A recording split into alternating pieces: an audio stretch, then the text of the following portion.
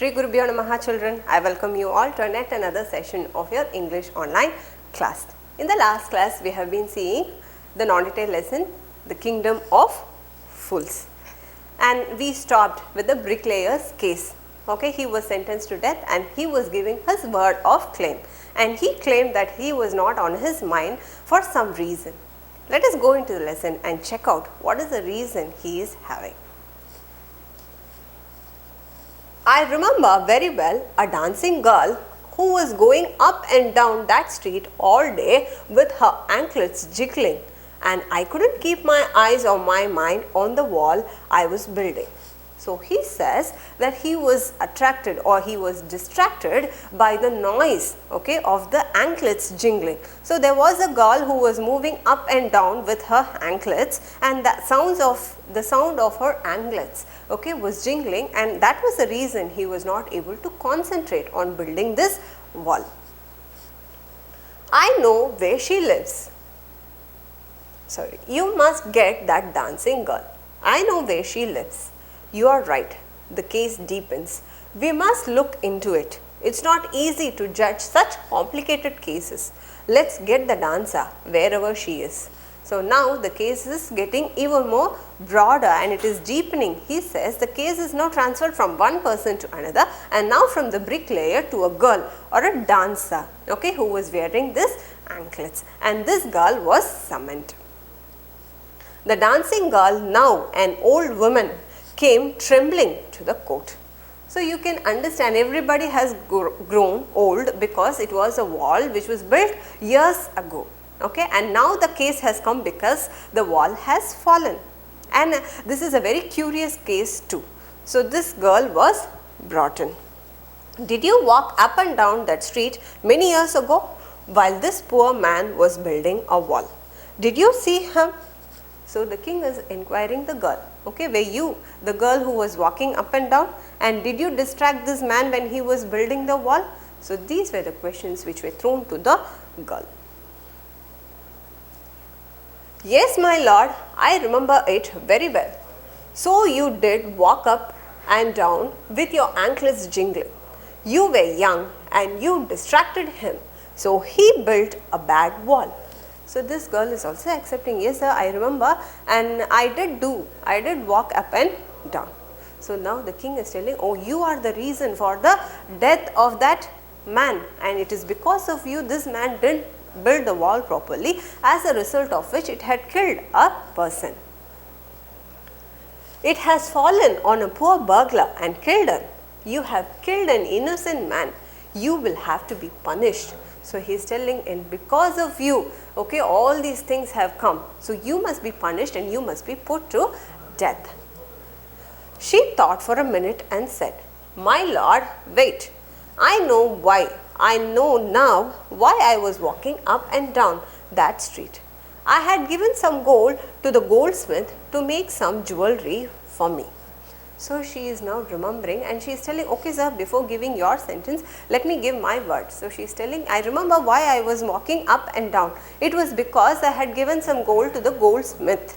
Okay, and that is the reason I was walking up and down. And she had given the gold to make some jewelry for her. He was lazy scoundrel. He made so many excuses, said he would give it now and he would give it then, and so on all day. So this was the reason. So the goldsmith was giving her some excuses to come now or later and then. So this girl was walking up and down to receive her jewelry from the goldsmith, and that was the reason why she was walking. Okay, she wasn't walking up and down just to distract this man. She had some purpose, and as a result of that purpose she was walking. He made me walk up and down to his house a dozen times. That was when this bricklayer saw me. It's not my fault, my lord. It's the damned goldsmith's fault. So she is telling, it's not my fault. I hadn't been walking up and down without any reason. This goldsmith made me to walk up and down because he gave me a dozen of excuses. He made me walk up and down 1,000 times, and that is the result. Okay, that is the reason why I have been walking, and this man had got distracted by me. Poor thing, she is absolutely right, thought the king, weighing the evidence. We have got the real culprit at last. Get the goldsmith wherever he is hiding. At once the king's bailiffs searched for the goldsmith who was hiding in the corner of his shop. So now the goldsmith is accused. Okay, this girl had transferred, okay, the claim from her to the goldsmith, and she reasons out that he is the real reason. So the king is now angry and he is calling out for this goldsmith, and this goldsmith is hiding in a corner of his shop. When he heard the accusation against him, he had his own story to tell. So the goldsmith is having his own story to say, because everybody is having their own reason. Okay, when they were accused, they are giving their own reasons for their actions. So this goldsmith also has his own reason to give. My lord, he said, I am a poor goldsmith. It's true I made this dancer come many times to my door. I gave her excuses because I couldn't finish making her jewelry before I finished the rich merchant's orders. So now comes the real reason, and he says, I was not able to complete. It is true that I made this dancer walk to my place many times. It is because I was not able to complete my previous order, and the previous order was from the merchant. Okay, the merchant, the actual merchant of this case. So his orders was pending, so I had to finish it before I could do this girl's jewelry, and that is the real reason. I had been giving reasons for this dancer. They had a wedding coming and they wouldn't wait. You know how impatient rich men are. So he is telling, okay, he is now putting the case, or he is now giving the accusation on where all of it started. It has now come back to the merchant. So merchant is to be blamed because they had some wedding and they had given a jewelry order. Okay, and they were so impatient, they wanted the jewelry very soon, and they didn't give him enough time, and that was the reason he was not able to concentrate on this dancer's jewelry. Who is this rich merchant who kept you from finishing this poor woman's jewelry, made her walk up and down, which distracted this bricklayer who made a mess of his wall, which has now fallen on an innocent man and killed him? Can you name him?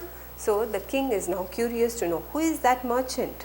Okay, because of all these things, from the goldsmith, the dancer to the bricklayer, and the bricklayer to the merchant, the case has been revolving to so many persons. So name the merchant. Who is that merchant?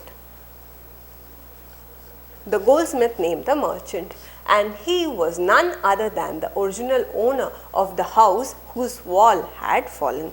So the merchant, here the merchant is the original merchant whose wall had fallen. Now justice had come full circle, thought the king, back to the merchant.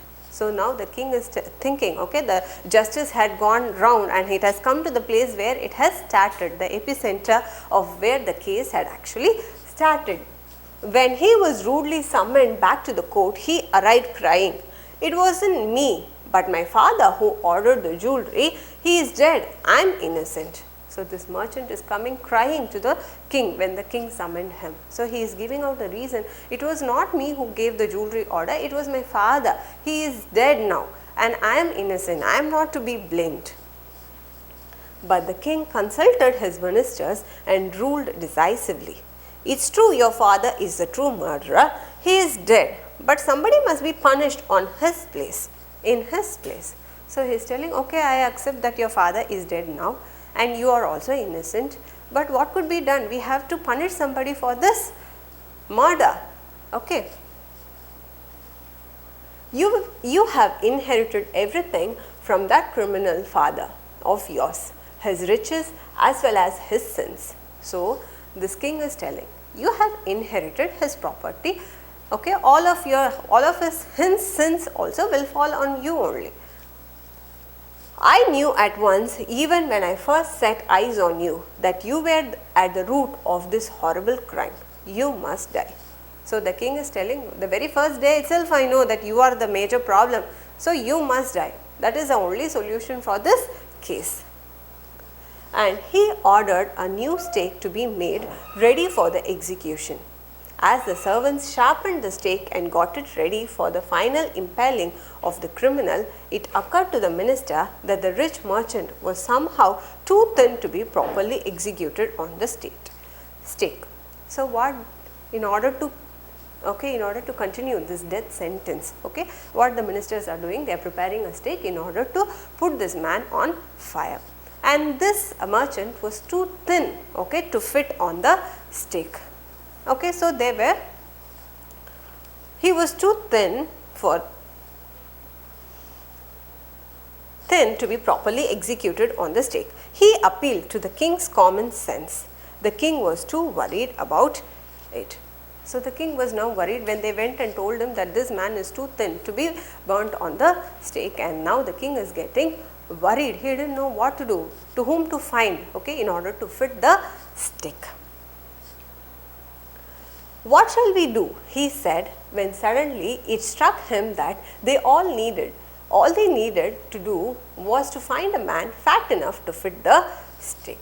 So what they are doing now, they are trying to find out a man who was fat enough to fit the stake. Since this merchant was thin, okay, he wasn't put on that. So they are trying to find somebody fat who would fit on the stake.